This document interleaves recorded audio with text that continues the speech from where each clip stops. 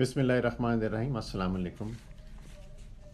अब मैं उसी वर्टाइगो के सिलसिले को आगे बढ़ाता हूँ, चक्कर आने के निज़ाम को, कि क्या जी ये वर्टाइगो सीरियस है।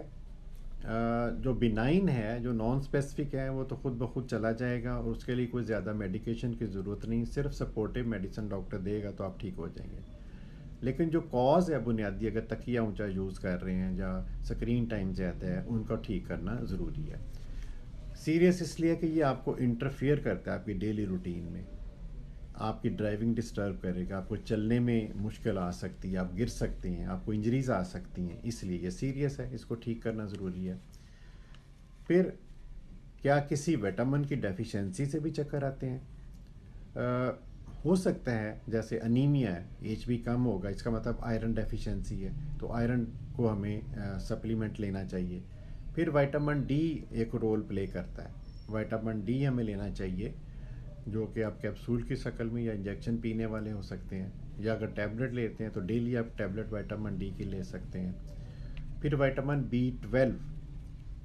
बी ट्वेल्व का भी रोल है और ये भी उसको ठीक करने में मदद दे सकता है।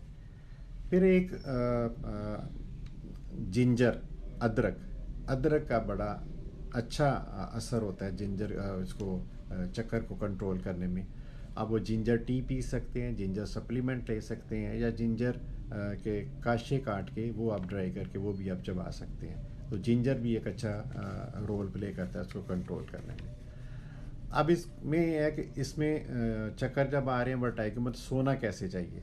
यूजुअली रिकमेंड तो ये किया जाता है कि आप स्ट्रेट सोएं, सीधा सोएं, यानी अपनी कमर के बल, फेस आपका ऊपर छत की तरफ हो, तो आप उस पोजीशन में सोएं, तकिया ऊंचा ना लें, बिल्कुल स्ट्रेट लेटें।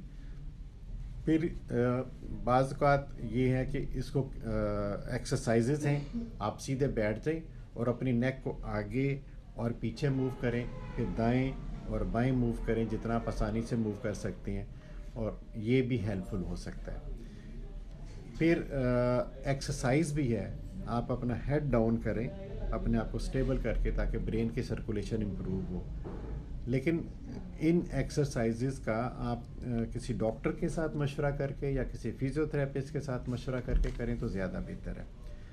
एक और मैं एडवाइस करता हूँ कि जैसे आप तकिए बेड के ऊपर बिल्कुल सीधे लेट जाएं, आपका फेस ऊपर छत की तरफ है और बिल्कुल बेड के किनारे के ऊपर आपका हेड नीचे लटके, आप बिल्कुल सीधे लेटे हुए हैं और हेड आपका नीचे लटके, उस पोजीशन में आपके जो गर्दन में खाम है वो करेक्ट हो जाएगा और उससे भी आपको मदद मिलेगी।